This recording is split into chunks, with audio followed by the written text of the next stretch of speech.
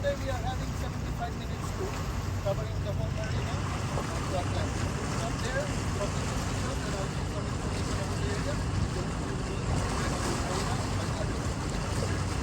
Inside this marina, we have three living floor now. We are going up. Outside, we are going up. Well, we are going fast. We will do something right on hand. We will stop the boat and we love it. That's all about our tour. For now, sit back, relax, and enjoy. Thank you. Background building. Pier 7. Pier 7 has 7 floors. Each floor has different kind of restaurant. In our far front, you will see this black cable line. You can see here with the yellow and white on next line. The next line. That's for zip line. This zip line is one of the longest urban zip lines in the world. It's like 4 kilometers long and you can travel up to 80 kilometers per second.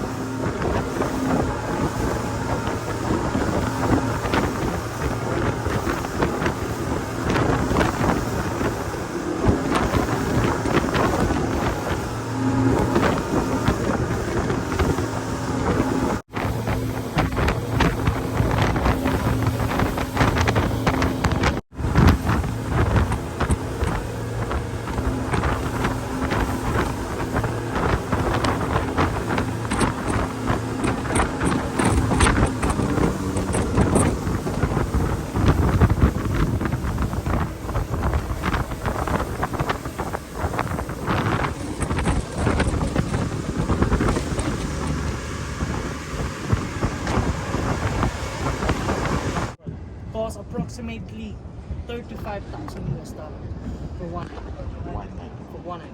Next to Atlantis Monster, you see the under construction building? Yeah. We want to build another Atlantis, bigger than Atlantis. Because today, bigger in Atlantis in Bahamas, the original one. And you know Dubai, they don't like second place. That's why they want to build the Royal Atlantis. And also, this is the Palm Jumeirah. We're outside of the center of the palm. Inside of the palm, 17 branches like a palm tree, and they built 3,600 private villas. And around of the palm, they built 19 5-star hotel. The center is Atlantis. All you see from this side is all 5-star hotel. And now, sir, that's all for the Atlantis area. Now we're going back to Marina. Before we go back, any question? No. All good? Yes. Speed, balance is fine? Yes, everything. Okay. Thank you, Captain. You need some more water, man? How about you, sir? You good? Thank